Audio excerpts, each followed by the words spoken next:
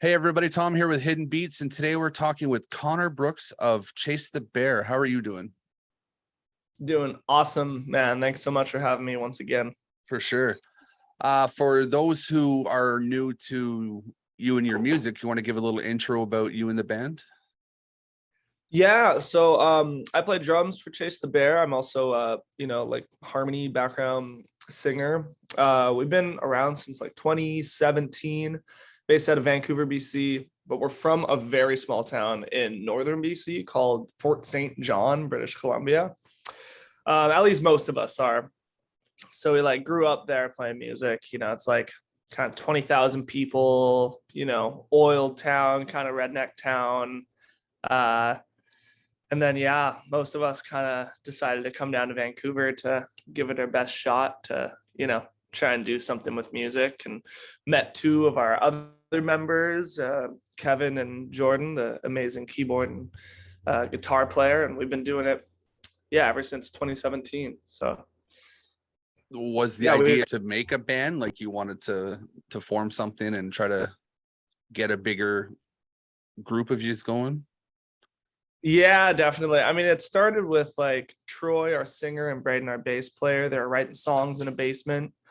And then me and Braden played in a band before that, like as just teenagers. And I moved down to Vancouver to start doing stuff. Then Troy and Braden moved down, and then Troy's brother Leo plays guitar, so he joined. And then like it was like more and more members just started getting added onto this weird beast of a band. And now there's six of us.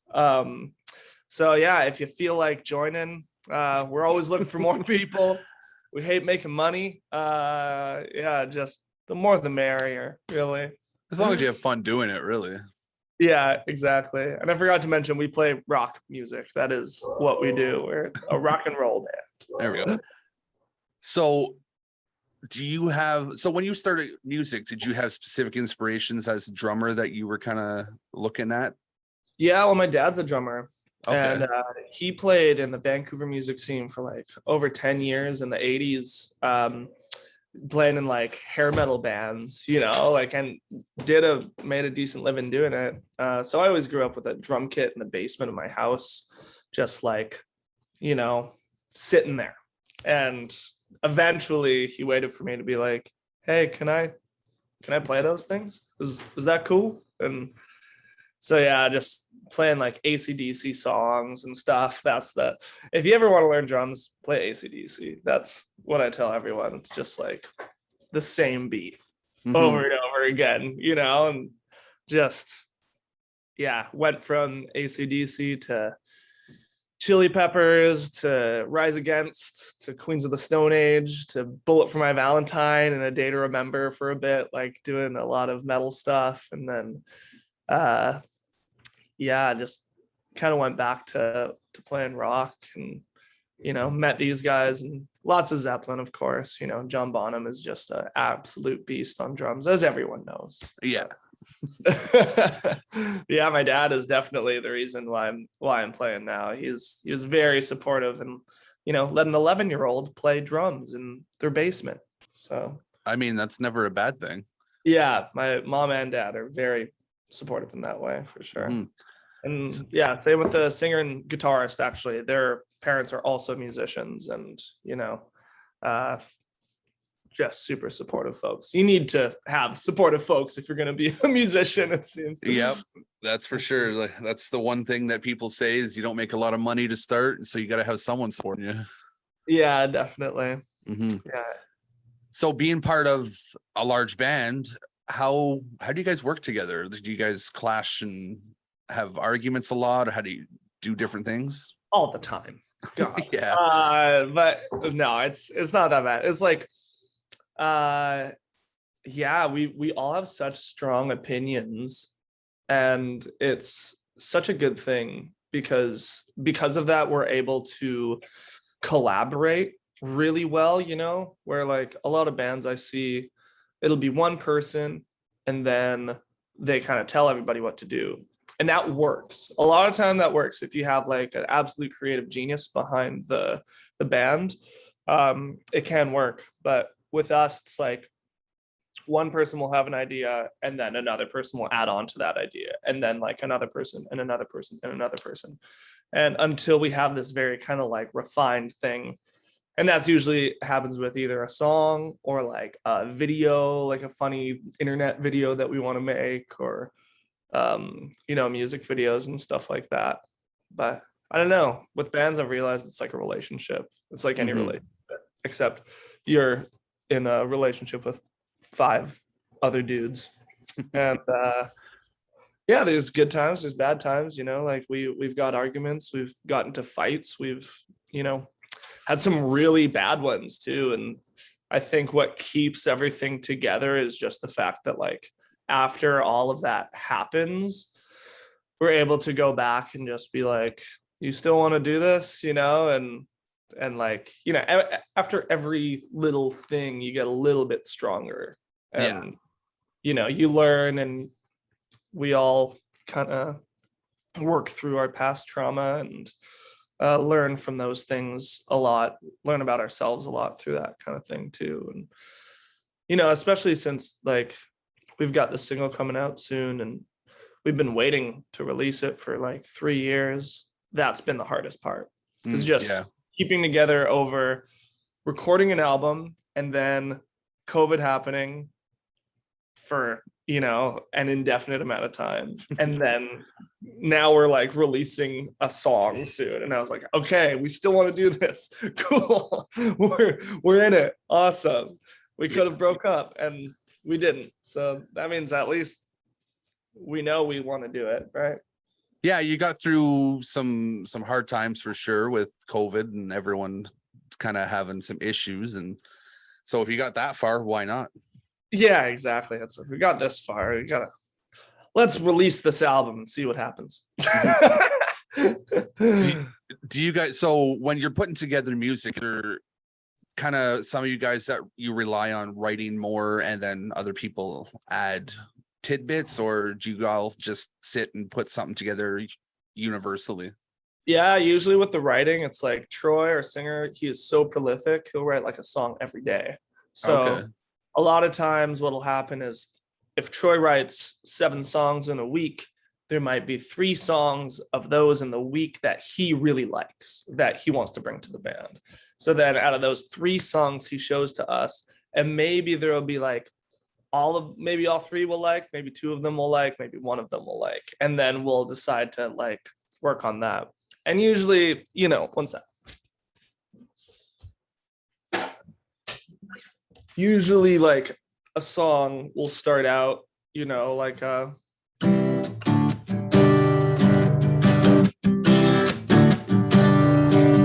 like the most basic of chords, like, and Mm-hmm.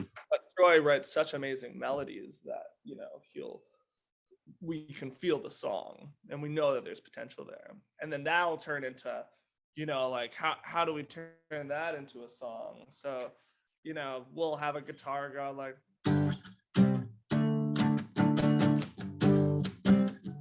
do some power chords onto it, and then like someone will throw like an awesome lick on it.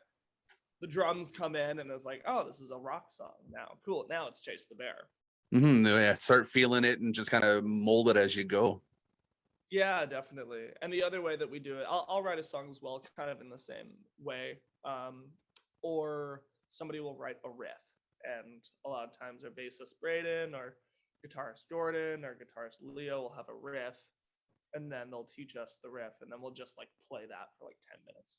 And just like, try everything around it. And they'll play that. And then I'll play, one beat. I'll play that beat twice as fast. Maybe that's better. And then Troy will just like sing on top of it and make stuff up. And sometimes they'll go back and forth, be like, oh, what if you said this? Or did you say like, oh, you're having a shitty day? And then he's like, well, I was saying I'm getting carried away, but I think I kind of like that better. Yeah. And then through that, like we'll just like think of stuff that way, I guess. No, that's cool. I like the idea of having a big collaborative effort going on with something. Definitely. And then if we don't agree on something, if there is like an absolute stalemate, then we bring it to our producer Danny, and we'll just say like, let's see what Danny says, and since there's 6 of us, it is easy to vote unless it's 3 and 3. Then Danny comes in, and it's like we'll usually record a version one way, and then we'll record a version another way, and then every practice will be like, I don't know, man, still like it the other way, Yeah. But you got to pick your battles. It's So like so many songs, right? Yeah, exactly.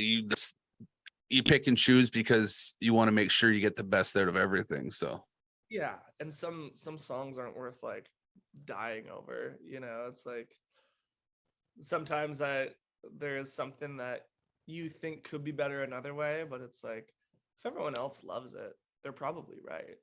And then the next one, you'll probably get your way. That's the funny thing about like being in such a big band with so many idea people. It's like you don't always get your way, but you always will eventually. Yeah, you'll get something. Everyone gets their turn. It's like, and I like that. You learn how to compromise, and you learn how to like be patient, and yeah, I like that a lot. Yeah, for sure. So you have the new single coming out that you were talking about, Underwater, I think it was in my notes here. So give us a little bit of a story behind this single. Yeah, so I mean, like, it was recorded in 2019, I want to say, and along with a bunch of these other songs. But yeah, Braden and Troy, our bassist and singer, they wrote this in their kitchen on an acoustic guitar. And what was happening is they wrote about half the song. They wrote with lyrics and everything. And then once half the song was finished, they realized that Braden was writing about climate change and Troy was writing about a serial killer. And but both the lyrics matched up like perfectly. Like that they wrote half of a song not even knowing they were talking about completely different things. So we realized, what if the serial killer is climate change, man? And so the whole chorus is like, I don't know who's gonna save us. It's this like dark blues rock, very fuzzy kind of gang vocals. It's really fun, but it's also really like it hits hard, and it's got a big sound to it. I'm stoked. It's like the biggest sounding thing we've ever done. Yeah, I got to listen to it actually. Oh, you did? Awesome. Yeah, they sent over a link for me to listen to it, and I was like, okay, this is.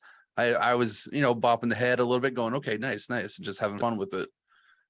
Yeah, definitely. We always want to we always thought it would be cool to get it into like a sports game or something. It's got that like if you know anyone at EA, NHL, hit us up. You know what? I actually might be able to send it to someone to push it in that direction. Oh my God, that'd be awesome, dude. Any help would be like so cool. We're like, if we could just get a song on like a skateboarding game or like a hockey game or something, like that's how that's how it's a good tune, right? It's like, yeah, that would be actually really sick hearing that the NHL was the first thing I thought about when you said put it in a sports type of thing. Yeah, definitely. It's just that classic like that. Like I love beats like that, man. It's so much fun. Yeah. So yeah. And you worked with Danny on that too? Yeah. Danny is if some people don't know, he is the drummer for the band Default from early 2000s fame with Wasting My Time. Great tune. And they got a platinum record on that one too. So that was that really pushed them. Your audio just vanished on me again. Oh, did it? La da da da da. La da da da da da. Can you hear me now? Nothing, hey? Nothing yet. Let's see. To speak. That is weird. Yes. Hello. Check. No. Weird. Well, this sucks. Here, maybe cha cha cha, cha cha cha, cha cha, cha cha cha. Nothing yet. Nothing. That's weird.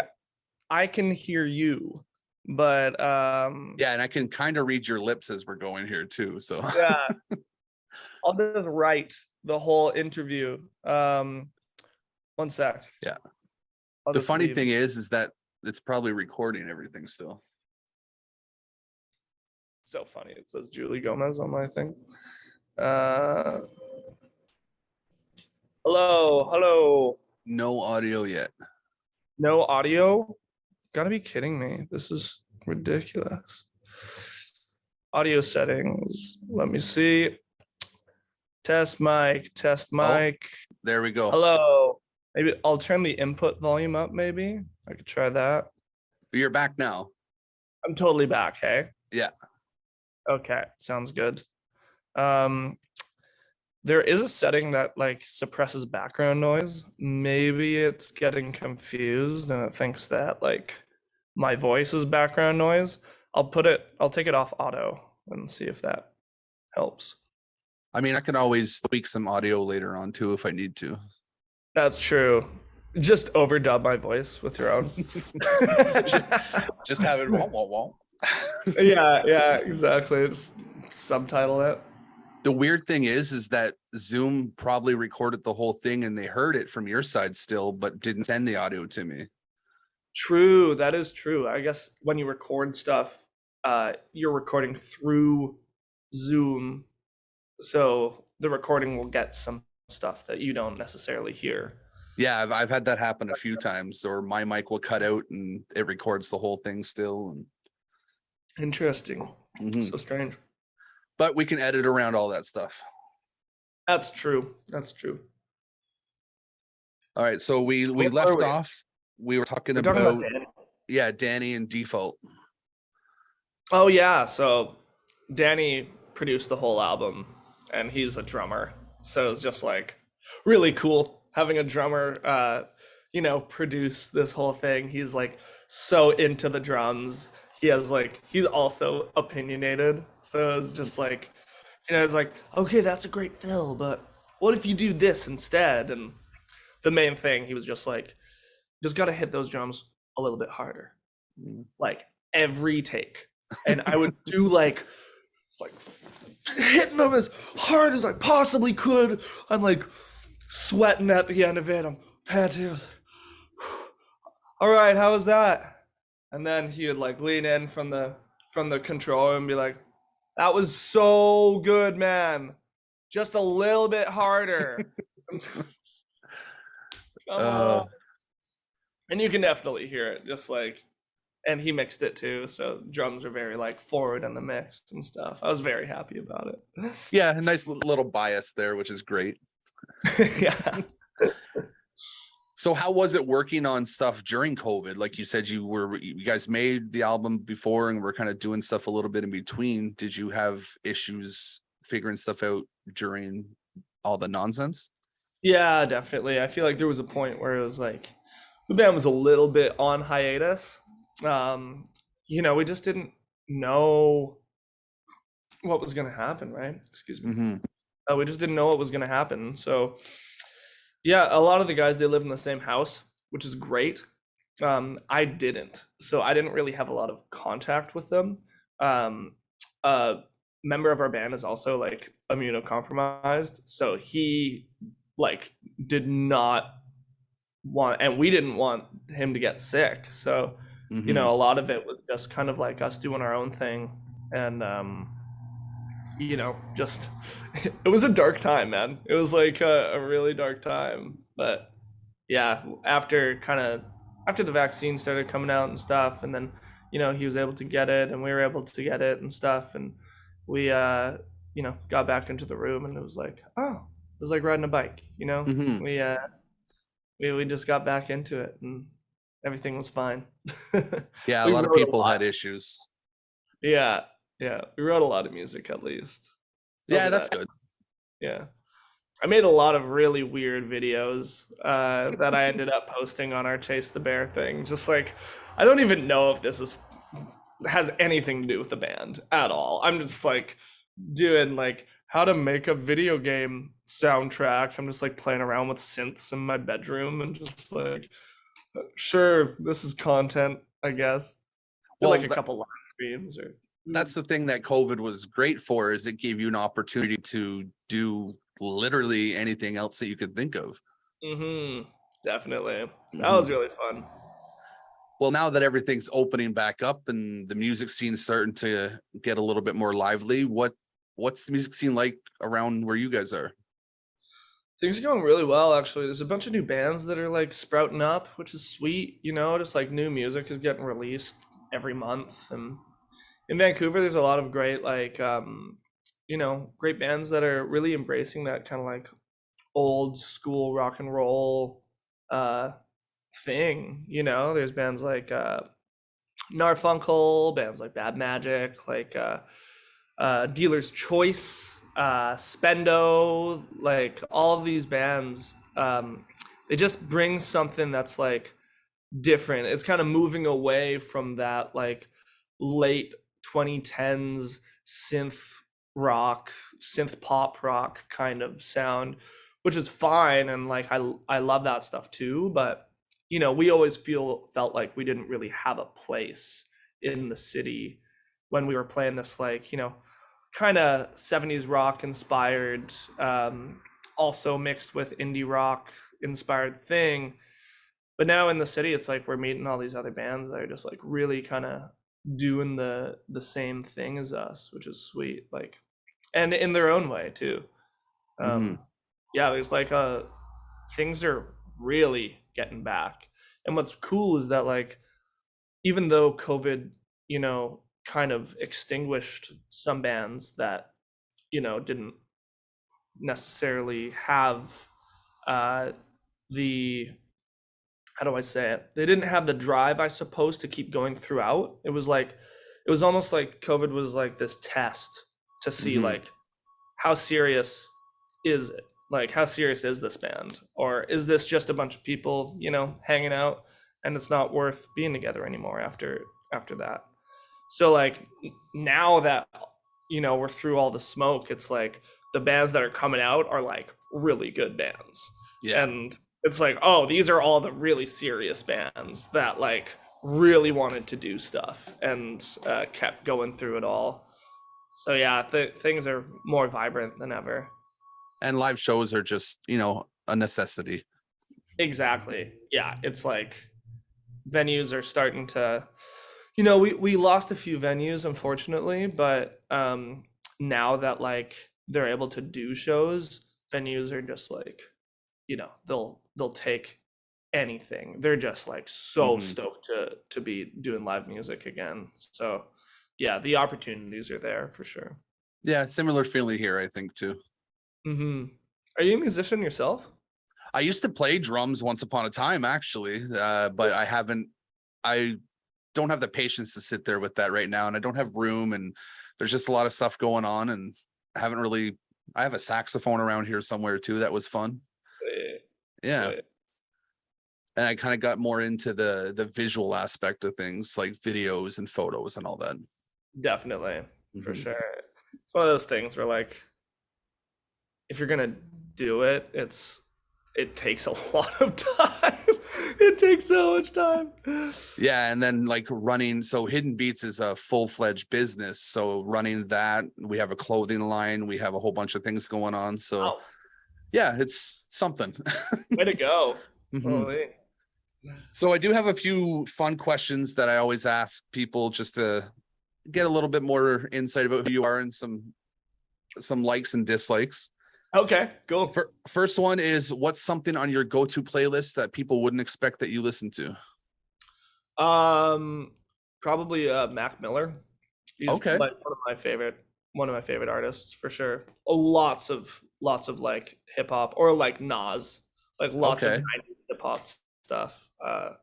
Yeah, Nas, Tribe Called Quest.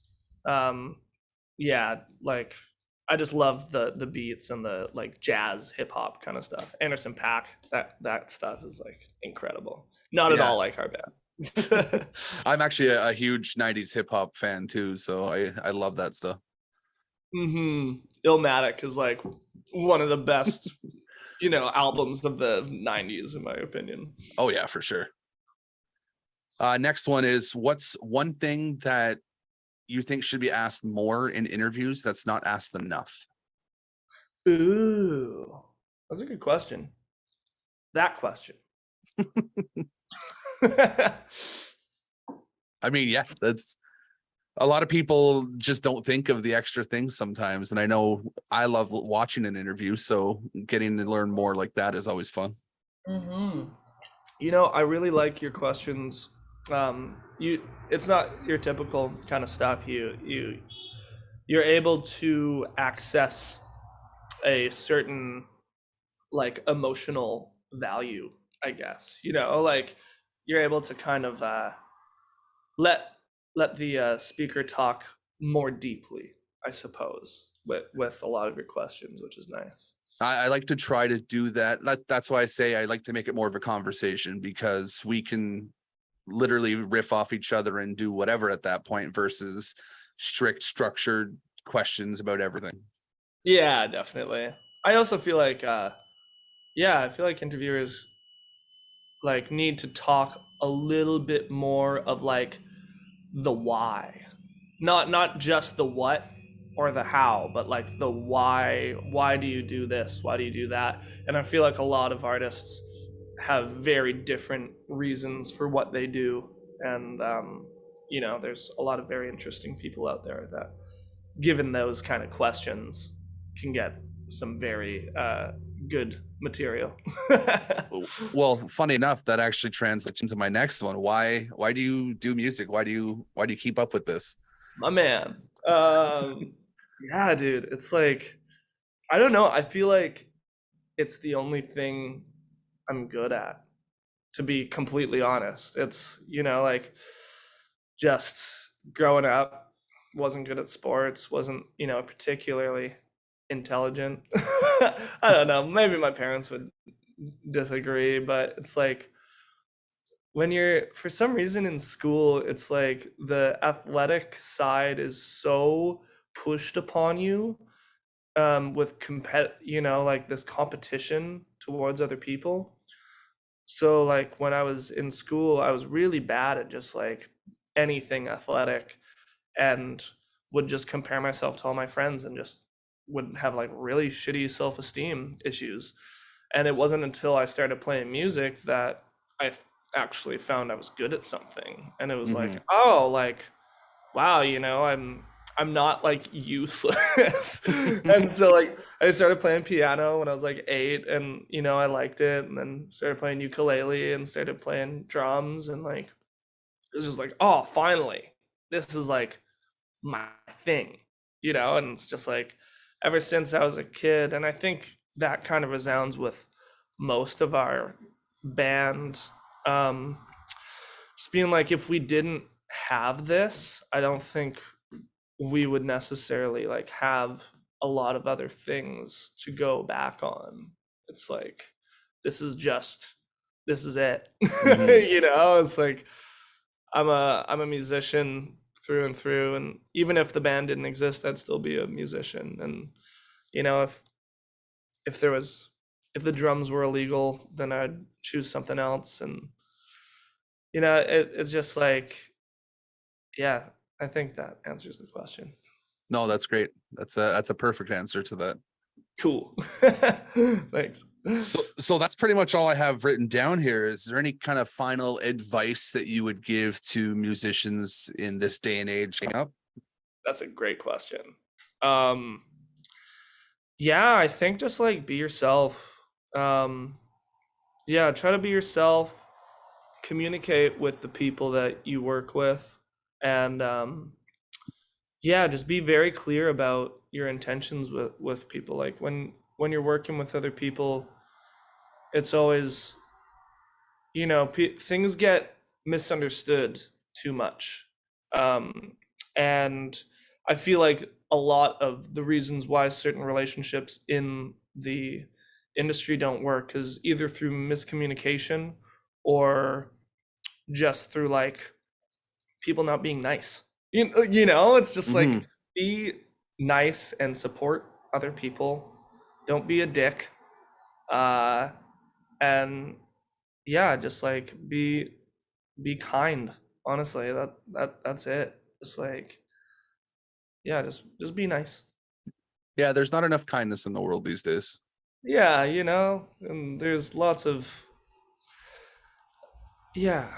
Yeah, it's just like it's all upon relationships. That's the big thing a lot of people miss is that like you can be the greatest guitar player in the world, but if you're a bad person, no one will work with you. You know, it's like Mhm. you you really just need to be just have integrity and really value um yeah, just be a good person. Make friends. Like that was a make friends for sure as well. Mhm. It's like a lot of this stuff is based on connections. So, you know, just like the whole personal aspect of it gets so overlooked. You know, like Yeah. I when I moved to Vancouver, I was so shy, so introverted, and I just like kept saying to myself, I if I'm going to do this, I need to know how to talk to people. I need, you know, so I like literally would read articles about like how to make conversations with strangers because I was like, I need to make some friends. I need people to know about my band and stuff. Mhm. No, So I feel far, that. I think that's the perfect way to end off this is, be nice, make friends. yeah, definitely. Just let's support each other, right? Mhm. Well, like I said, that's all I have. We can sign off at this point, and I definitely hope to see you guys live one of these days.